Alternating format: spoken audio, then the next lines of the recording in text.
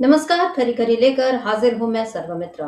Delhi high court के justice Yashwant Verma के घर पर जब से जली हुई नकदी मिली है, भारी मात्रा में 500 के जले हुए नोट बरामद हुए हैं और उसके बाद से देश के न्यायिक गलियारे में और उसके साथ साथ सत्ता के गलियारे में भारी हलचल मची हुई है। और लोग अब सवाल उठा रहे हैं कि आखिर जिस भ्रष्टाचार मुक्त देश को बनाने का वादा मोदी ने किया था, उस दिशा में हम आगे बढ़ रहे हैं या और ज्यादा हम गर्त में पहुंच रहे हैं। ये सवाल इसलिए भी उठ रहा है क्योंकि आपको याद होगा 2016 का 8 नवंबर का प्रधानमंत्री मोदी का वो ऐलान, जिसमें उन्होंने कहा था कि आज से 500 के सभी नोट बदल दिए जाएंगे और 1000 के नोट बंद हो जाएंगे। और इस नोटबंदी और नोट बदली के पीछे सबसे बड़ा कारण क्या बताया था, आप याद कीजिए। तो मोदी ने यही कहा था कि इससे हम भ्रष्टाचार को रोकेंगे, हम आतंकवाद को इस पर इससे लगाम लगेगी, हम देश से काला धन हम खत्म करेंगे। बहुत सारे दावे किए थे मोदी ने और एक दावा तो ये भी था कि 50 दिन बाद आप जिस चौराहे पर मुझे बुलाओगे मैं आ जाऊंगा। ये तो सीधे सीधे कानून का मखौल लड़ाना था, क्योंकि अगर आप गलत हैं तो सजा देने का काम कानून करता है। मोदी यहाँ भी गलती करते नजर आए।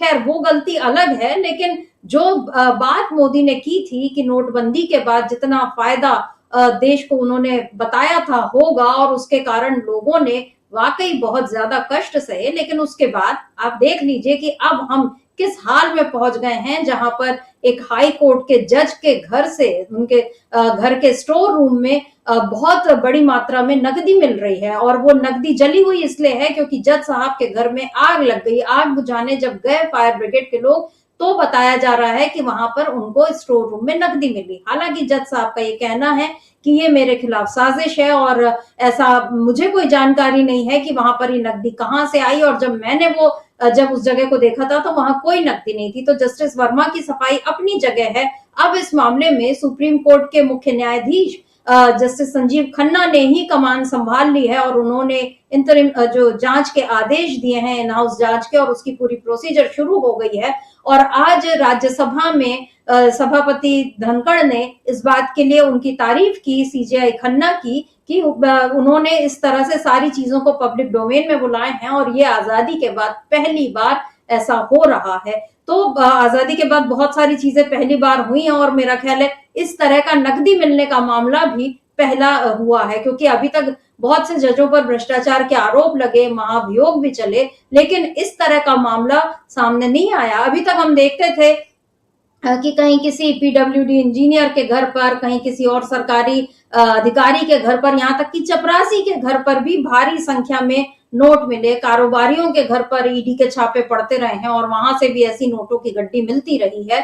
लेकिन इस तरह का मामला कभी नहीं हुआ था कि जज साहब के घर पे इस तरह की नकदी बरामद हो। और उसमें इतना ज्यादा अब मामला पूरा उलझ गया है कि एक तरफ वो कह रहे हैं कि ये षड्यंत्र है मेरे खिलाफ, उनको नहीं मालूम कि उस स्टोर रूम में कौन आता जाता था और कहां से वो नकदी आई। और दूसरी तरफ सवाल ये है कि जज साहब को ठीक है, उन्हें नहीं पता होगा कि उनके घर के किस हिस्से में कौन आ रहा जा रहा है, लेकिन बाकी जो सिक्योरिटी वाले हैं वो क्या कर रहे थे। तो इस सब में क्या कोई बड़ी साजिश वाकई हुई है उन्हें फंसाने की, या फिर मामला कुछ और है। बहुत सारी चीजें हैं जिस पर जांच होगी, क्योंकि समिति बना दी गई है और वो समिति के रिपोर्ट आने तक इंतजार करना बेहतर होगा। लेकिन सवाल अभी ये उठ रहे हैं कि इस मामले में मोदी का क्या कहना है। अभी तक 21 तारीख से यह मामला सामने आया है।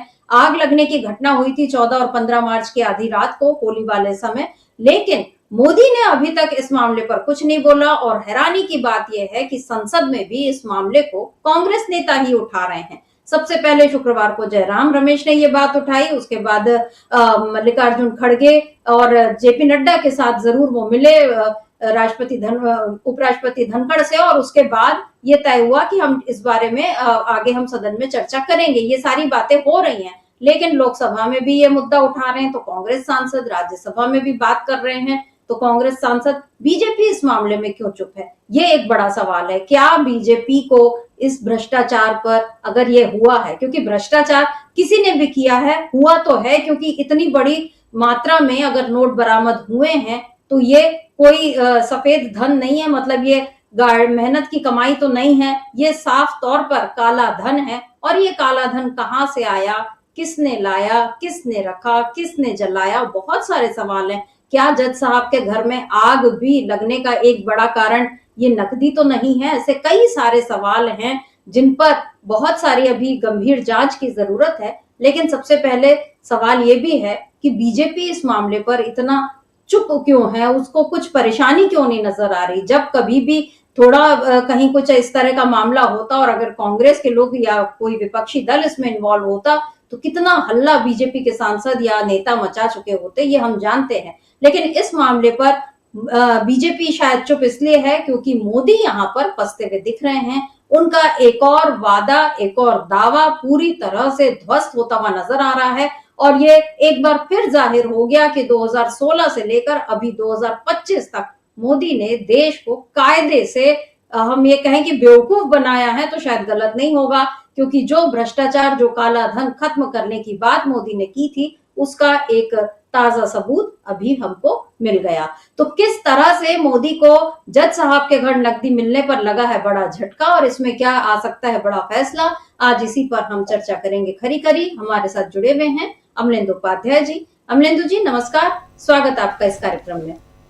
अमलेंदु जी, हम 2016 का वो दौर याद करें कि कितनी मुश्किलें हुई थी और कितनी तकलीफों में लोग पड़ गए थे, लेकिन तब बीजेपी के तमाम नेता ये दावा करते रहे कि नहीं, जो कुछ हो रहा है बहुत भले के लिए हो रहा है और ये सब देश को बिल्कुल साफ सुथरा करने के लिए हुआ है और जितना भ्रष्टाचार यूपीए गवर्नमेंट के समय हुआ है उस सबको मोदी जो है वो चुटकी बजाते ही खत्म कर देंगे। ये इस तरह के दावे जो हैं हुए थे और अब हम जो हाल देख रहे हैं वो बिल्कुल ही उल्टा हाल नजर आ रहा है। जस्टिस यशवंत वर्मा के घर ये जो नकदी मिलने का मामला है, इस पर अब बहुत ज्यादा तूल ये पकड़ता जा रहा है और पकड़ना चाहिए भी, क्योंकि इस तरह के मामलों पर अगर चर्चा नहीं होगी, अगर बातें दबा दी जाएंगी तो फिर देश से भ्रष्टाचार कैसे मिटेगा, ये एक बड़ा सवाल है। आपसे मैं पूछना चाहती हूँ, ये जो पूरा मसला हुआ है इस पर बीजेपी का जो रुख है उसको लेकर आप क्या कहेंगे? देखिए समिता जी, इसमें बीजेपी का रुख तो साफ तौर पर नज़र आ रहा है कि बीजेपी इसमें एक तरीके से कहा जाए तो वो भ्रष्टाचार के बचाव में खड़ी हुई दिखाई पड़ती है। क्योंकि कल जब ये मसला सदन में उठना था और जब मल्लिकार्जुन खड़गे इस मसले को उठाना चाहते थे तो उनको उठाने नहीं दिया गया और डीके शिव कुमार का एक बयान जो उन्होंने दिया नहीं था उसको लेकर किरण रिजिजू जो संसदीय कार्य मंत्री भी हैं वो उन्होंने हल्ला मचाना शुरू कर दिया और बीजेपी के तमाम सांसदों ने उनके हल्ला मचाने में उनका सहयोग किया और उसके बाद राज्यसभा 2 बजे तक के लिए स्थगित कर दी गई। तो ये साफ तौर पर देखने में आया कि बीजेपी इस पर चर्चा नहीं चाहती थी। हालांकि कल जगदीप धनखड़ जो राज्यसभा के उपसभापति हैं उन्होंने लोकसभा में, राज्यसभा में विपक्ष के नेता और राज्यसभा में नेता सदन दोनों को अपने चैम्बर में इस मसले पर बुलाया था कि वकीलों, जजों के जो नियुक्ति की प्रक्रिया है उसको लेकर जो एक बिल 2014 में पास हुआ था एनजेसी, उसको किस तरीके से आगे बढ़ा जाए, इस पर एक सर्वानुमति बनाने के लिए उन्होंने एक बैठक बुलाई थी। तो उस पर ही चर्चा होनी थी। तो अब वो जो बिल आया था उस बिल में भी यही था कि कॉलेजियम सिस्टम जो है उसको ख़त्म किस तरीके से किया जाए ताकि जो कॉलेजियम को लेकर शिकायतें रहती हैं कि साहब भाई भतीजावाद जो है वो न्यायपालिका में है और किस तरीके से सिफारिशी लोग जो हैं उसमें पहुंच जाते हैं, चूँकि वो एक सिफारिश के आधार पर ही होता है और अपनी एक अंदरूनी प्रक्रिया होती है। हालांकि एक समिता जी, कॉलेजियम को लेकर बहुत सी वाद विवाद और बहस हो सकती है कि कॉलेजियम में अपने लोग आ जाते हैं या ये कहिए कि कॉलेजियम के अंदर चूँकि वो इंटरनल एक सिस्टम चलता है तो उससे लोग आते हैं। लेकिन इसके ज़रिए ये भी है कि सरकार का और राजनीतिक दलों का दबाव जो है वो थोड़ा कम होता है, लेकिन इससे पहले सरकार का और राजनीतिक दलों के दबाव भी न्यायपालिका पर देखे जाते हैं। तो ये कॉलेजियम का सिस्टम बनाया ही इसलिए था सुप्रीम कोर्ट के आदेश से कि भाई ये बाहरी दबाव जो है कम हो। लेकिन वो बाहरी दबाव कम हो तो ठीक है, बाहरी दबाव कम हो, लेकिन अगर किसी भी सिस्टम के अंदर से सड़ान आने लगती है तब फिर उस सिस्टम के ऊपर सवाल उठने लगते हैं। तो इसको लेकर मल्लिकार्जुन खड़गे और कांग्रेस इस पर चर्चा चाहते थे कि भारतीय जनता पार्टी इस पर अपना रुख स्पष्ट करे और जयराम रमेश ने इसको मसले को उठाया भी था सदन में कि भाई किस तरीके से रुपया पकड़ा गया है, इस पर कानून मंत्री आकर अपना जवाब दें। तो उस पर कानून मंत्री की तरफ से कोई जवाब नहीं आया, लेकिन जब ये मसला उठाने की कोशिश की तो भारतीय जनता पार्टी की तरफ से हल्ला जो था वो दूसरे मुद्दे को लेकर उठाया गया। तो यही कांग्रेस का कहना था कि आप इस मसले पर चर्चा ही करना नहीं चाहते हैं, चूँकि जिन जज साहब के बारे में बात की जा रही है, जिनके ऊपर आरोप लगे हैं कि ये पैसा उनका है, उनके यहाँ मिला है, उन्होंने बहुत से फैसले भाजपा के समर्थन में दिए हैं, इस तरह के आरोप भी लगे। तो ये चीज़ें जब सामने आई तो इसको लेकर बहुत सी चीज़ें आई। तो अब सर मित्रा जी, बीजेपी का रुख तो इस पे, अब बीजेपी को अपना रुख स्पष्ट करना चाहिए। भाई ठीक है, आपने पहले वो एक कानून लेकर आए थे, सरकार बनती, कानून आया, उसको सत्ता पक्ष विपक्ष सबने मिलकर समर्थन दिया, वो कानून पास हुआ, NJAC जो है।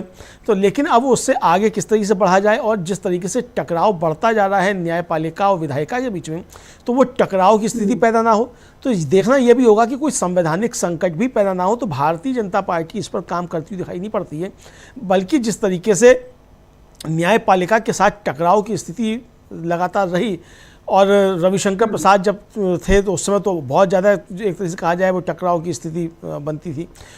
तो वो टकराव किस तरीके से दूर हो, और भारतीय जनता पार्टी के ऊपर जो आरोप लगते हैं कि RSS से जुड़े लोगों को न्यायपालिका में जो है पिछले दरवाजे से घुसेड़ा जा रहा है, ताकि आगे आने वाले समय में न्यायपालिका के जरिए संविधान को बुलडोज किया जा सके। तो क्या इसके जरिए भारतीय जनता पार्टी ऐसा भी कुछ करना चाहती है? तो बहुत सारी चिंताएं, बहुत सारी बहस के मुद्दे हैं। अब इन जस्टिस वर्मा को लेकर की जो चल रहा है समिता जी, इसको लेकर ये भी कहा जा रहा है कि इनका जो कॉलेजियम था उसने कॉलेजियम ने किस तरीके से इनकी नियुक्ति को स्वीकृति दे दी, और सरकार ने भी इसको स्वीकृति दे दी, जबकि उनको ऊपर पहले से आरोप थे।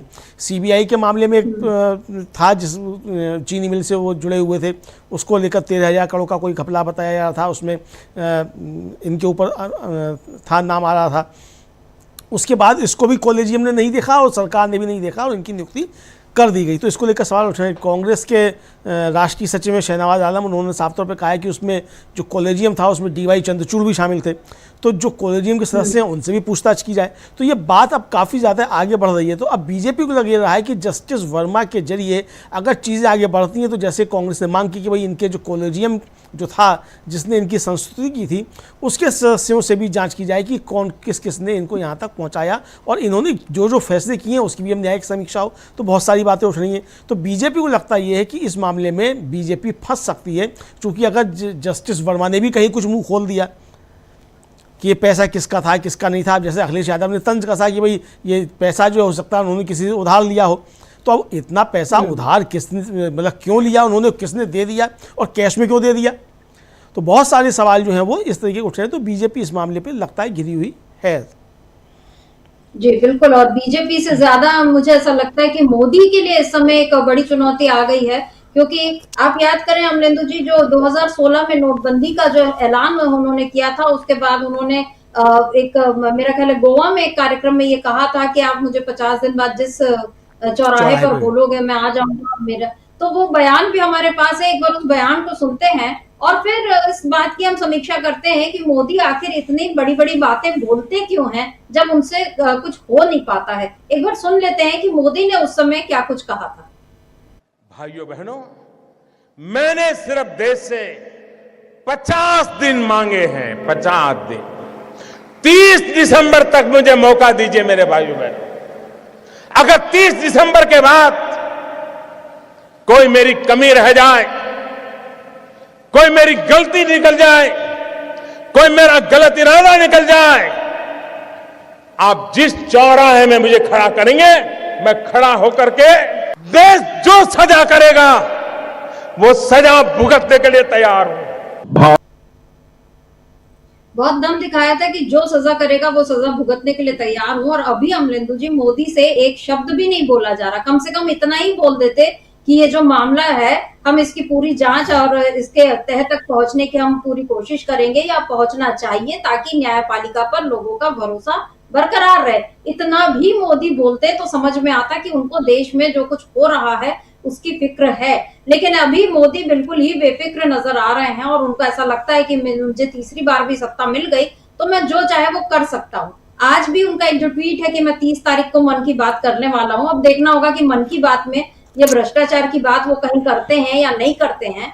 लेकिन जो उन्होंने कहा था 30 दिसंबर 2016 तक का वक्त मांगा था। और अमलेंदु जी, लोकल सर्कल से एक है संस्था, उसका जो सर्वेक्षण है नवंबर 2024 का, उसमें उसने बताया है कि नोटबंदी के 8 साल बाद भी 90% भारतीयों का मानना है कि काला धन जो है वो बढ़ रहा है। और ये भी बताया कि 8 साल बाद अभी जो नकदी है जो 2016 में 17 लाख करोड़ रुपए थी, वो 2024 में 34 लाख करोड़, यानी दुगनी हो गई, नकदी का प्रचलन दुगना हो गया। तो जितना डिजिटल पेमेंट और ये वो सबकी बात होती रहती है, यहाँ पर हम देख रहे हैं कि यहाँ पर बहुत ज्यादा काला धन, और लोकल सर्कल्स का ये मानना है कि ज्यादा ये जो काला धन है ये रियल एस्टेट में है। मतलब ये जो सब घर बनाते हैं बड़े बड़े, वो सब करते हैं, उस सब में इस काले धन को खपाया जाता है, ये उसका कहना है। और अब जो है ये मोदी का ये जो एक दांव था नोटबंदी का, क्या इस पर भी समीक्षा होगी? क्या फिर से इस मामले को उठाया जा सकता है? क्योंकि आपने जो जिक्र किया, जिसमें अभी हम देख रहे थे कि संसद में आज खड़गे जी ने भी बोला, प्रमोद तिवारी ने भी बोला, शुक्रवार को जब इन्होंने जयराम रमेश ने इस मुद्दे को उठाया, उन्होंने इलाहाबाद हाईकोर्ट के एक और जज का भी दूसरे जजमेंट की बात भी की उन्होंने। लेकिन ये सारी बातें उठ रही हैं कि ये जो न्यायपालिका की साख जो बिगड़ती जा रही है, इस पर ये गंभीर चिंता देखी जा रही है। तो एक तरफ न्यायपालिका की साख और दूसरी तरफ ये जो भ्रष्टाचार फैलता जा रहा है, दोनों को लेकर मोदी फंसते हुए दिख रहे हैं। एक बार सुनते हैं कि जयराम रमेश ने शुक्रवार को क्या कहा था, और कल उनका एक और ट्वीट आया जिसमें उन्होंने बताया कि ये बीजेपी अभी भी संसद को पूरी तरह बाधित करना चाहती, क्योंकि वो नहीं चाहती कि जस्टिस वर्मा के मामले पर कोई बात हो। क्या कुछ कहा जयराम रमेश ने और उनका ट्वीट, दोनों देख लेते हैं। This morning we have read about a shocking case of huge amounts of cash unearthed at the residence of a judge of the Delhi High Court. Earlier, 50 members of parliament have submitted a notice to you regarding certain remarks that were made by a judge of the Allahabad High Court. You yourself have repeatedly called into question the urgency for judicial accountability. You have in fact directed the leader of the house on this issue. Sir, I request that you please make some observations on this and give necessary directions to the government to come up with a proposal for increasing judicial accountability. और अमरिंदर जी, ये जो जयराम रमेश ने कहा कि भाई judicial accountability होनी चाहिए, मतलब न्यायपालिका की कोई जिम्मेदारी होनी चाहिए, और बहुत अच्छी बात है कि जस्टिस संजीव खन्ना ने इस पर तुरंत ही जांच के आदेश भी दे दिए हैं और समिति बना दी है, और आज धनखड़ जी ने इस पर उनकी तारीफ भी की है। क्या कुछ कहा है? धनखड़ जी का तो बयान है, लेकिन हम पहले मल्लिकार्जुन खड़गे को सुन लेते हैं, क्योंकि उन्होंने ये कहा है कि यहाँ फ्लोर के जो लीडर्स हैं इनको हमको भरोसे में लेना है। क्या कुछ कहा है मल्लिकार्जुन खड़गे ने, वो भी सुनते हैं। कहा, लेकिन यहाँ के सदस्यों को ये डाउट नहीं आना, इसीलिए मैं आपको आपके सामने स्पष्टीकरण देना चाहता हूँ कि आपने लीडर ऑफ द हाउस और opposition leader of the opposition दोनों को बुला के आपने डिटेल हमको कानूनी पेज के बारे में भी बताया, और जिस ढंग से इसको करना चाहिए उसके तरीके भी आप बताएं। हमने इसीलिए सोचा कि एक तो जितनी नॉलेज आपके पास है कॉन्स्टिट्यूशन, रूल्स ऑफ प्रोसीजर और दूसरे कानून के बारे में, क्योंकि आप बहुत दिन वकालत करे, हम तो एक ही साल में वकालत छोड़ दी, क्योंकि हमको जल्दी पॉलिटिक्स में ही जगह मिला, इसीलिए इधर आ गए।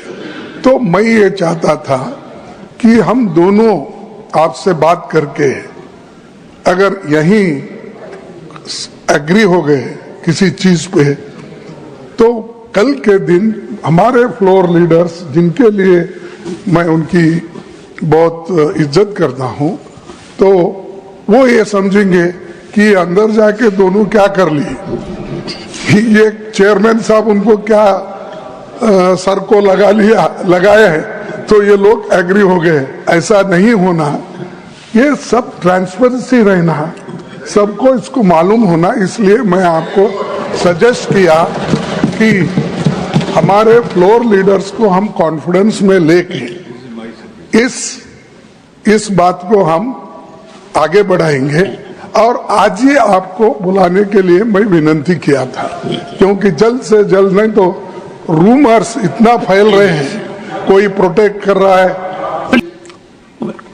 तो सर, इसीलिए हम ये चाहते थे कि आज आप बुलाइए। मैं समझा कि सुबह बुला रहे हैं, लेकिन आपने 4:30 का टाइम निर्धारित किया है, तो तो हम वहां आएंगे, अपने विचार रखेंगे और उसके बाद जो भी निर्णय लेना है वो लेना चाहिए। और अमरेंदु जी, यहाँ पर मल्लिकार्जुन खड़गे वो कह रहे हैं कि ठीक है 4:30 बजे, क्योंकि जगदीप धनखड़ ने बुलाया है नड्डा जी से और इनसे, खड़गे जी से, दोनों से चर्चा के बाद। लेकिन जो उन्होंने कहा कि बहुत सारी र्यूमर्स यानी अफवाहें फैल रही हैं, तरह तरह की बातें हो रही हैं, और ट्रांसपेरेंसी की बात जो उन्होंने की, और जब वो बोल रहे थे तब भी बीजेपी की तरफ से उनको रोकने की एक कोशिश हुई, जिस पर जगदीप धनखड़ ने उनको रोक दिया। तो चूंकि जगदीप धनखड़ जो है वो बड़े वकील भी रहे हैं, समझते हैं शायद चीजों को कि किस तरह से न्यायपालिका को बिल्कुल पाक साफ रहना चाहिए, लेकिन उस पर जो सवाल उठ रहे हैं, और यहाँ जो खड़गे जी ने कहा, क्या कहेंगे अमरेंदु जी? देखिए समिता जी, जगदीप धनखड़ साहब न्यायपालिका की पवित्रता को समझ रहे हैं, लेकिन इससे पहले जगदीप धनखड़ साहब का एक और बयान पहले आ चुका था, आपको याद होगा, और उन्होंने जो कहा था कि साहब वो पहले जो था वो हो गया और किस तरीके से पार्लियामेंट को सुपरसीड कर दिया, इस तरह की बातें भी जगदीप धनखड़ साहब ने कही थी। तो उस समय तो एक विवाद पैदा करने की स्थिति की थी, चूँकि उसको लेकर जो था वो बीजेपी फंस रही थी। तो उस समय ये समझा गया कि जगदीप धनखड़ साहब जो है ये एक नया मुद्दा खड़ा कर रहे हैं। लेकिन अब जब ये मसला सामने आया है, जस्टिस यशवंत वर्मा का मामला सामने आया है, और इसको लेकर न्यायपालिका के अंदर से भी आवाज़ें उठ रही हैं। दुष्यंत दवे जो वरिष्ठ वकील हैं, सुप्रीम कोर्ट बार एसोसिएशन के अध्यक्ष रह चुके हैं, उन्होंने सवाल उठाए हैं। कपिल सिब्बल जो इस समय अध्यक्ष हैं सुप्रीम कोर्ट बार एसोसिएशन के, उन्होंने बहुत सारे सवाल उठाए हैं। इलाहाबाद में हाई कोर्ट के वकील जो हैं वो आज हड़ताल पर हैं कि इनको यहाँ क्यों भेजा जा रहा है, डंपिंग ग्राउंड थोड़ी है कि वहाँ उन्होंने कुछ गड़बड़ किया तो यहाँ उनको भेज दिया जाए। तो इसको लेकर बहुत सारे सवाल उठने लगे। अब समिता जी ये है कि चूंकि न्यायपालिका के ऊपर अब सवाल उठने लगे और खुलकर, मतलब एक तरीके से अभी तक तो दबे छिपे बात होती थी, लोग कहते थे कि जज साहब ऊपर बैठे रहते हैं और नीचे पेशकार जो पैसा लेता रहता है, तो ये खुलेआम भ्रष्टाचार तो यहाँ होता है अदालतों में, और इस तरह की बात, लेकिन वो सब बातें होती थी। मुझे याद है समिता जी, कोई 80 के दशक के उत्तरार्ध में एक इप्टा ने नाटक किया था खोजा नसीरुद्दीन शाह, तो उसका जो थीम सॉन्ग था वो यही था, आ से आओ दा से देखो ला से लुट जाओ ता से तबाह। ये उसका थीम सॉन्ग था, वो था। तो उस समय लगता था कि ये कटाक्ष किया जा रहा है। आज के समय में तो खैर इस तरीके की आप बात कह दीजिए तो पता नहीं कौन आपका आके घर गिरा देगा, तोड़फोड़ कर देगा जहाँ आपने नाटक किया है।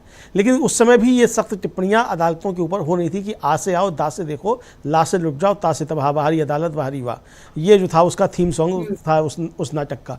तो आप मतलब आज इस तरीके की चीज़ें होती जा रही हैं। जिस तरीके से केसेस पेंडिंग हैं, जज साहब लोग छुट्टियों पर चले जाते हैं। हालांकि जस्टिस चंद्रचूड़ ने इसको लेकर कहा था कि जजों के ऊपर बहुत प्रेशर होता है, उनको भी छुट्टियां चाहिए होती हैं। फिर ठीक है, छुट्टियां चाहिए होती हैं, लेकिन ये भी तो देखना है कि किस तरीके से वहाँ न्याय नहीं मिल पा रहा है। तो अदालतें हैं किस लिए? न्याय के लिए। लेकिन न्याय के साथ साथ समिता जी, अगर न्याय खरीदा जाने लगे या न्याय बिकने लगे और इस तरीके से चीज़ होने लगे, तो ये एक बड़े सवाल पैदा करता है। आरोप पहले भी लगते थे, लेकिन अब उन आरोपों के समर्थन में एक तरीके से कहा जाए, जस्टिस वर्मा का इसका हवाला दिए जाने लगा।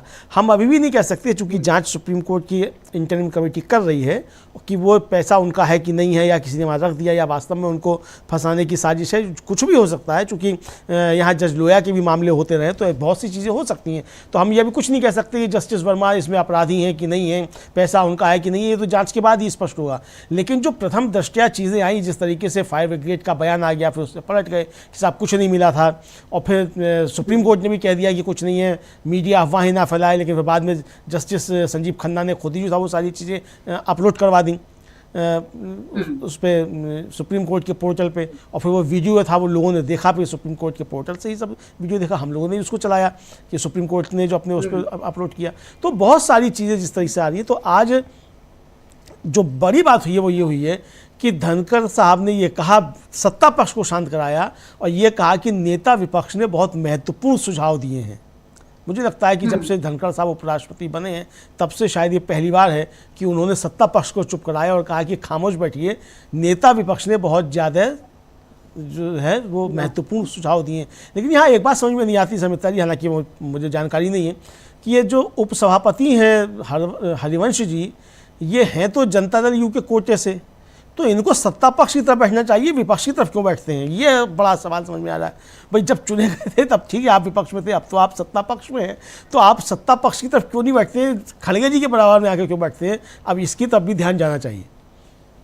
जी बिल्कुल, बड़े रोचक, उस पर आपने ध्यान दिया, जवाब राज्यसभा से ही शायद मिलेगा। लेकिन अभी कुछ और सवाल हैं जिसके बारे में बहुत उलझने हैं। जैसे इन्होंने जो कहा कि जो इनकी सफाई आई है जस्टिस वर्मा की, कि 14 और 15 की जो रात को मार्च में बंगले के स्टाफ क्वार्टर के पास जो स्टोर रूम है उसमें आग लगी, और उस वक्त मैं भोपाल में था। मेरी बेटी और निजी सचिव ने दमकल को फोन किया, यानी फायर ब्रिगेड को, और उसके बाद जब वो आई फायर ब्रिगेड तो मेरे स्टाफ और घर के सदस्यों को घटना स्थल से दूर रहने कहा गया।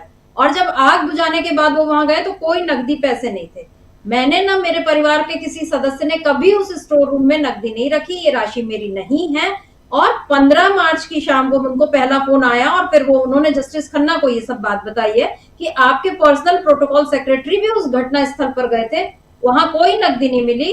ये बात उस रिपोर्ट से स्पष्ट है जो मुझे सौंपी गई है।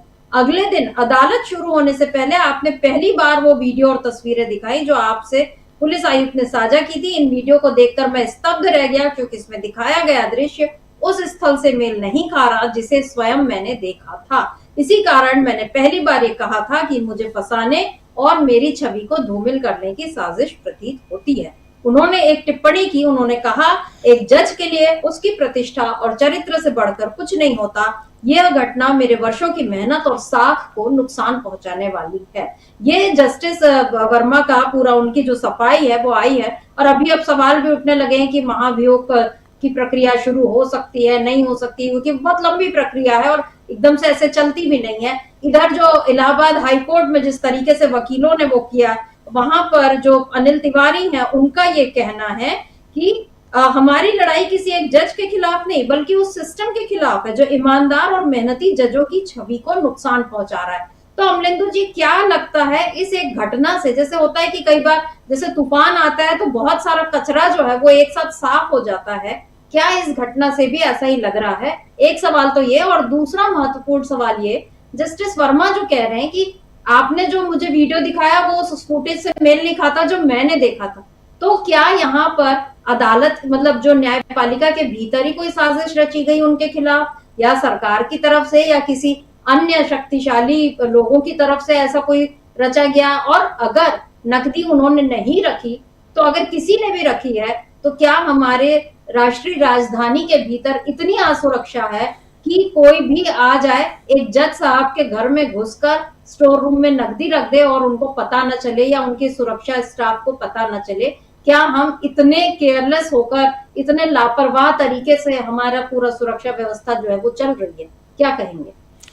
देखिए समित्रा जी, आपको याद होगा कि 4 जजों ने सरेआम जो थी वो प्रेस कॉन्फ्रेंस करके कहा था कि लोकतंत्र खतरे में है। सुप्रीम कोर्ट के जजों ने कहा था, और 70 सालों में ये भी पहली बार हुआ कि 4 जजों ने प्रेस कॉन्फ्रेंस करके कहा कि लोकतंत्र खतरे में है और न्यायपालिका में चीज़ें ठीक नहीं चल रही हैं।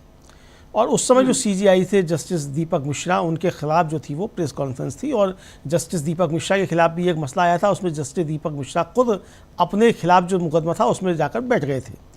इसी तरीके से जो अगले CJI बने जस्टिस रंजन गोगोई, और ये कहा जा रहा था कि जस्टिस रंजन गोगोई जब बनेंगे CJI तब वो इस सरकार को ठीक करेंगे। इस तरह की जो थी वो खुशफहमियाँ जो थी वो हमारे तमाम जो लिबरल और सेकुलर और जो कहे जाते हैं वो लोग भी बहुत खुशी से उछल रहे थे। लेकिन इसी बीच ये हुआ कि जस्टिस रंजन गोगोई के ख़िलाफ़ एक शिकायत आई एक उनकी महिला कर्मचारी की, और उसके बाद जस्टिस रंजन गोगोई खुद जो थे वो अपने खिलाफ ही मुकदमे में बैठ गए सुनने के लिए। और हमने देखा कि किस तरीके से वो उस समय भी जो गंदगी न्यायपालिका के अंदर कही जा सकती है उसमें वो चीज़ें सामने आई, और उस महिला कर्मचारी का क्या हुआ, उसके साथ क्या हुआ, ये फिर किसी ने कुछ सुना नहीं उसके बाद। और फिर हमने देखा कि किस तरीके से जस्टिस रंजन गोगोई की परिणति हुई, और राम मंदिर पर चाहे फैसला आया हो, चाहे और फैसले आए हों, उसके बाद उनको राज्यसभा से भी नवाजा गया। तो न्यायपालिका के अंदर गंदगी है, इसमें तो कोई शक अब बचा ही नहीं है समित्रा जी। और अच्छी चीज़ ये होती है कि किसी संस्था के अंदर या किसी सिस्टम के अंदर अगर कोई गंदगी है तो वो सिस्टम उसको खुद ठीक करे। जस्टिस संजीव खन्ना इस मामले में बहुत बेहतर समझे जा सकते हैं कि उन्होंने ये आगे बढ़कर स्टेप उठाया कि अगर गंदगी है तो उसको हम साफ़ करेंगे। हालांकि उनका समय बहुत कम है और शायद मई में वो रिटायर भी हो जाएंगे, तो तब तक ये जांच पूरी हो पाएगी नहीं हो पाएगी, और जांच पूरी होगी तो उसके क्या परिणाम आएंगे और क्या होगा ये अलग मसला है। मान लीजिए जांच में अगर दोषी भी पाए जाते हैं तो उनको हटाए जाने का क्या सुप्रीम कोर्ट के पास अधिकार है? अभी तक तो नहीं है इस तरीके का जो नियुक्ति प्रक्रिया है उसको लेकर। तो बहुत सारी चीज़ें इसको लेकर हैं। अगर एक जज भ्रष्ट हो जाए और पकड़ा भी जाए तो क्या उसे जज की कुर्सी से हटाया जा सकता है? अभी तक तो नहीं है। तो इसको अब ये जो सवाल उठ रहे हैं इसी को लेकर जो है आज बैठक बुलाई है जगदीप धनखड़ साहब ने, और ये आएगा। लेकिन शर्मिष्ठा जी देखिए, हर चीज़ के दो पहलू होते हैं, उसका एक अच्छा पक्ष होता है और एक बुरा पक्ष होता है। कॉलेजियम सिस्टम को ख़त्म करना एक अच्छा पक्ष हो सकता है कि उस कॉलेजियम सिस्टम के जरिए जो भाई भतीजावाद, जिसके तब जस्टिस सीवी रमन्ना जो सीजीआई रह चुके हैं, उन्होंने भी अभी 2 दिन पहले कहा कि भाई इस कॉलेजियम सिस्टम की वजह से जो ईमानदार और जो मेहनती लोग होते हैं वो पीछे छूट जाते हैं और जो नाकाबिल लोग होते हैं वो आगे आ जाते हैं। ये उन्होंने कहा, यानी कि न्यायपालिका के अंदर से ही ये आवाज़ें उठ रही हैं कि कॉलेजियम सिस्टम की वजह से क्या क्या गड़बड़ियाँ हो रही हैं। हालांकि जस्टिस सीवी रमन्ना भी कॉलेजियम सिस्टम के जरिए ही आए होंगे, मुझे यहाँ तक ध्यान पड़ता है, और चंद्रचूड़ साहब तो आए ही थे कॉलेजियम सिस्टम के जरिए। और चंद्रचूड़ साहब के विषय में तो जस्टिस मार्कंडेय काटजू जो सुप्रीम कोर्ट के जज रह चुके हैं, उन्होंने तो एक लेख लिख कर कह दिया कि वो जो थे वो शुरू से ही सेटिंग गेटिंग करते थे, और इलाहाबाद में जब वो जस्टिस थे तब वो रोज़ दिल्ली आकर बीजेपी नेताओं से मिला करते थे हर छुट्टी में आकर। ये उनके लिखा, उन्होंने आरोप लगाया। तो आरोप प्रत्यारोप अपनी जगह हैं और न्यायपालिका के अंदर भी गुटबाजियाँ होती हैं, ये भी समझ में आने लगा है। तो लेकिन इन सारी चीज़ों से अभी तक ये नहीं समझा जाता था कि यह गुटबाजी या इसकी गंदगी या जो भी कह लीजिए वो सब है, उसका न्यायिक फैसलों पर कोई असर पड़ता है, ये अभी तक नहीं समझा जाता था। 70 सालों में ये भी पहली बार हो रहा है शर्मिष्ठा जी कि अदालतों के फैसले अब शक की निगाह से देखे जाने लगे हैं। खासतौर से महाराष्ट्र को लेकर जो सुप्रीम कोर्ट का फैसला आया, इलेक्टोरल बॉन्ड को लेकर जो फैसले आए, ये समझा जाने लगा कि न्यायपालिका के ऊपर सरकार के दबाव हैं और क्या सरकार के पक्ष में काम करती है न्यायपालिका। यहाँ तक कि जो सीजीआई थे जस्टिस चंद्रचूड़, उन्होंने एक पॉडकास्ट में ये भी कह दिया कि सुप्रीम कोर्ट या न्यायपालिका जो है वो विपक्ष नहीं है। भाई तो आपसे किसने कहा था कि आप विपक्ष हैं? ये तो कहा ही नहीं किसी ने। लेकिन आप सत्ता पक्ष भी मत बनिए, आप सत्ता के संरक्षक भी मत बनिए।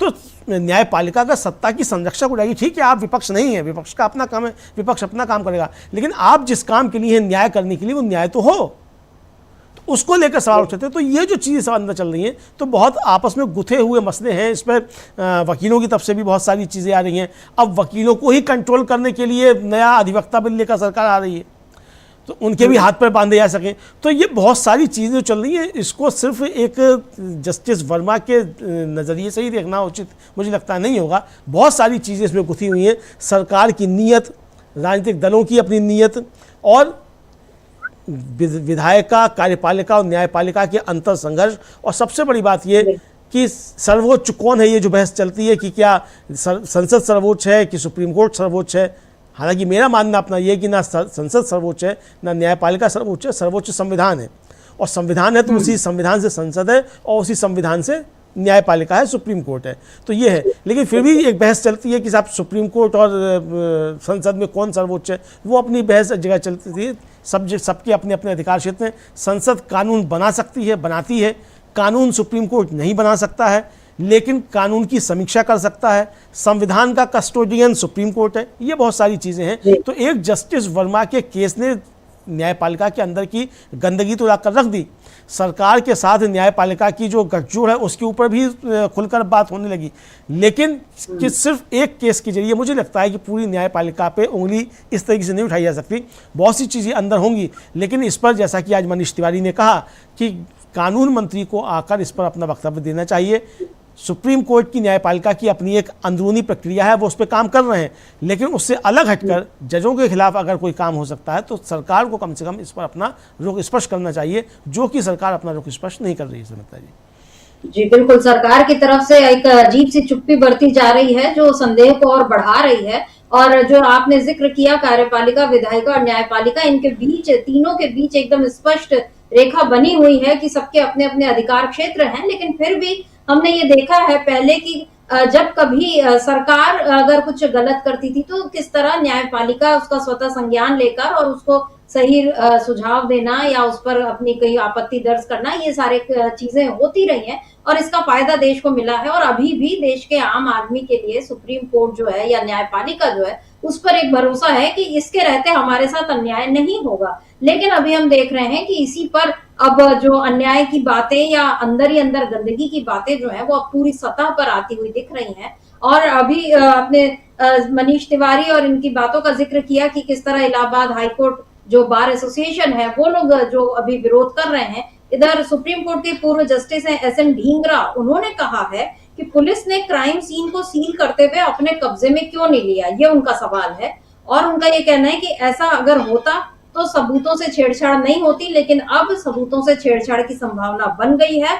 और उन्होंने ये भी कहा है कि अब उन्हें किसी क्रिमिनल इन्वेस्टिगेशन से कोई खास उम्मीद नहीं है। मतलब उनका ये मानना है कि ये मामला जो है अभी ठीक है, लेकिन इसमें कोई आगे जाकर कुछ ठोस बात सामने नहीं आने वाली है। मतलब एक ही निराशा की बात अभी से वो बता रहे हैं। उधर आपने जो जिक्र किया अमलेंदु जी, रंजन गोगोई का जिक्र किया, जस्टिस दीपक मिश्रा का, हमने ये भी देखा है कि किस तरह जस्टिस चंद्रचूड़ के घर खुद पीएम चले गए थे और गणपति की आरती में शामिल हुए थे। और उधर जस्टिस चंद्रचूड़ का वो जो वक्तव्य था कि मैं देवी के सामने बैठा और उसके बाद जो राम मंदिर पर फैसले वाली जो बात थी, ये सारी बातें जो हैं, बहुत सारी चीजें जो हैं 70 सालों में पहली बार हुई हैं। सवाल ये है अमलेंदु जी कि मोदी के शासनकाल में ही ऐसा सब क्यों हुआ। मेरा ख्याल है अमलेंदु जी आप जुड़ चुके हैं। अमलेंदु जी आपको आवाज आ रही है मेरी? अमलेंदु जी क्या शायद संपर्क हमसे नहीं हो पा रहा है, उनको आवाज आ रही है? अमलेंदु जी आवाज आपको? बीच में संपर्क टूट गया था। जी जी जी, तो मेरा सवाल ये था अमलेंदु जी कि जस्टिस चंद्रचूड़ के घर मोदी जी का गणपति की आरती में जाना, उनका ये कहना कि मैं देवी की मूर्ति के सामने बैठा तो मुझे राम मंदिर का जो फैसला लेने में आसानी हुई, रंजन गोगोई जी का जिक्र आपने किया, जस्टिस दीपक मिश्रा का जिक्र किया, प्रेस कॉन्फ्रेंस का जिक्र किया। सवाल ये है कि ये सारी चीजें 70 सालों में पहली बार हुई तो मोदी जी के शासनकाल में ही क्यों हुई है? ये एक आखिरी सवाल, फिर इस चर्चा को यहीं खत्म करेंगे। चूँकि ये 70 सालों में पहली बार और मोदी जी के शासनकाल में इसलिए हो रहा है समिता जी, चूँकि मोदी जी के ऊपर जब वो गुजरात के मुख्यमंत्री थे तब से लेकर जब वो प्रधानमंत्री बने उसके बाद भी कई तरीके के आरोप हैं और गृह मंत्री के ऊपर भी कई तरीके के आरोप रहे, तो इसको लेकर बहुत सारे सवाल उठते रहते हैं। और ये भी आरोप लगते रहते हैं कि जिन जिन जज साहिबान ने मोदी जी की या गृह मंत्री की मदद की, उन सबको अच्छी प्रतिनियुक्तियाँ जो हैं वो रिटायरमेंट के बाद मिलती रही हैं। हालांकि अभी तक जस्टिस चंद्रचूड़ को कोई नियुक्ति नहीं मिली है, लेकिन उनको भी आशा है और हमारी शुभकामनाएं है कि उनको जल्दी नियुक्ति मिले, क्योंकि उन्होंने भी जिस तरीके से सेवा की है सरकार की तो उसको उनको भी मिलनी चाहिए। लेकिन ये आरोप लगते रहते हैं, तो इसलिए समिता जी समझा जा सकता है। और मैंने कहा कि पहले जिस तरीके से पहले तनाव की स्थिति न्यायपालिका के साथ सरकार की रही, जजों की नियुक्तियों को लेकर कोलेजियम की सिफारिशें नहीं मानी जाती, खासतौर से 2 जजेस जो हैं, एक तो जस्टिस जोसेफ जो हैं वो उत्तराखंड वाले, जिन्होंने उत्तराखंड सरकार के मामले में फैसला दिया था हाई कोर्ट में जब वो थे, उनको जब वो सुप्रीम कोर्ट में उनकी नियुक्ति हुई तो किस तरीके से रोकी गई। और दूसरे जस्टिस अकील कुरैशी जो गुजरात में थे और फिर उसके बाद वो शायद उनको त्रिपुरा का या मणिपुर का कहीं का चीफ जस्टिस बनाकर भेज दिया गया था, तो उनको जिस तरीके से रोका गया कि इनको किसी हाल में नहीं बनना है, चूँकि उन्होंने अमित शाह को लिए के खिलाफ फैसला दिया था। तो इस तरीके के आरोप बहुत सारे लगते रहे। तो ये भी समझ में आया कि जो कहा जाता है कि अगर सरकार आ जाए कि संविधान का किस तरीके से दुरुपयोग करना है, तो वो करके भी इस सरकार ने दिखा दिया कि दुरुपयोग किस तरीके से किया जा सकता है अपने अधिकार क्षेत्र का। तो ये भी सामने चीज़ें आई, तो इसलिए बहुत सारी बहस जो है वो चल रही हैं। तो इसीलिए मोदी जी के समय में और ख़ास तौर से मतलब 70 सालों में पहली बार जो मोदी जी के समय में ये टकराव की स्थितियां देखने को मिली, जजों को आकर प्रेस कॉन्फ्रेंस करनी पड़ी और इस तरह की चीज़ें आ रही हैं, तो इसीलिए वो सामने आ रही हैं चूँकि सरकार के ऊपर भी बहुत सारे सवाल हैं। और पहले जिस तरीके से सरकार और न्यायपालिका के बीच टकराव रहा और उसके बाद फिर जिस तरीके से हमने देखा कि न्यायपालिका जो है वो सरकार के साथ एकदम से खड़ी होती हुई नजर आई बहुत सारे मसलों पर, तो ये इसलिए जो है वो सवाल उठना शुरू। अब जैसे ईवीएम का मसला है, उसको लेकर भी बहुत सारे सवाल उठ रहे हैं। जजों की जो सीजीआई को अलग किया गया उससे चुनाव आयुक्तों की नियुक्ति से, उसको लेकर जिस तरीके से सुनवाई होती, तो मतलब तमाम मसले ऐसे हैं जिनको लेकर बहुत सारे सवाल उठ रहे हैं। और सबसे बड़ा तो महाराष्ट्र का है कि सुप्रीम कोर्ट कह रहा है कि महाराष्ट्र सरकार अवैध है, गलत तरीके से बनी हुई है, लेकिन फिर भी हम उस सरकार को हटाएंगे नहीं, वो चलती रहेगी। मतलब जो चल चुकी उतना चल जाती तब भी ठीक था, लेकिन आगे भी हम नहीं हटाएंगे। ये भी कह रहे हैं कि ठीक नहीं। इसी तरीके से राम मंदिर के मसले में कि मंदिर जो था वो मस्जिद तोड़कर नहीं बनाया गया, बाबरी मस्जिद तोड़कर नहीं बनाया गया, लेकिन मंदिर वहीं बनेगा, ये सुप्रीम कोर्ट कह रहा है। तो भाई जब आप कह रहे हैं कि वहाँ पे बाबरी मस्जिद को तोड़कर मंदिर नहीं बनाया गया, तो मंदिर वहीं क्यों बनेगा फिर? तो ये बहुत सारी चीज़ें जिस तरीके से हैं, तो ये बहुत सारे सवाल उठे, तो इसीलिए जो है ये उठ रहा है कि भाई इसी समय ये सारी चीज़ें क्यों आ रही हैं खुलकर। जी बिल्कुल, और बहुत सारी चीजें जो कभी नहीं हुई वो अब हो रही हैं। और सबसे दुख की बात यह है कि न्यायपालिका में ये सब हो रहा है। मतलब अभी तक भ्रष्टाचार कहीं भी हो उसका खामियाजा आम आदमी को ही भुगतना पड़ता है। और अभी तक हम ये देखते थे कि सरकारी दफ्तरों में, सरकार के भीतर या और भी अलग अलग चीजों में भ्रष्टाचार होता था, लेकिन न्यायपालिका में भ्रष्टाचार अगर वो होता भी था तो इस तरह से नहीं, और मतलब इसका घिनौना रूप जो है वो अब देखने मिला। और जहां पर इस तरह जो नकदी है वो झाड़ू में साफ की जा रही है, जले हुए नोट मिले हैं, तो बहुत बड़ी कोई साजिश रची गई है। और ये साजिश चाहे किसी एक व्यक्ति के खिलाफ है, लेकिन इसको देश के खिलाफ साजिश की तरह पर देखा जाना चाहिए, क्योंकि इसमें नुकसान जो है वो देश का ही हो रहा है, नैतिक तौर पे भी, आर्थिक तौर पर भी। तो अब देखते हैं आगे इस मामले में क्या कुछ होता है। 4:30 बजे जो बैठक होगी इन लोगों की, और उसमें आगे वो क्या फैसला लेते हैं। जगदीप धनखड़ जी, जेपी नड्डा जी और मल्लिकार्जुन होगी। आगे बहुत सारी चीजें अभी होनी है, इस पर भी हमारी नजर रहेगी। आज की चर्चा को यहीं रोकते हैं। आपका बहुत बहुत शुक्रिया अमलेंदु जी, और शुक्रिया आप तमाम दर्शकों का जो आप हमारे साथ जुड़े और आपने आज की चर्चा को ध्यान से सुना। आगे भी आप बने रहिए डीवी लाइव के साथ और देखते रहिए हमारे सभी कार्यक्रम। नमस्कार।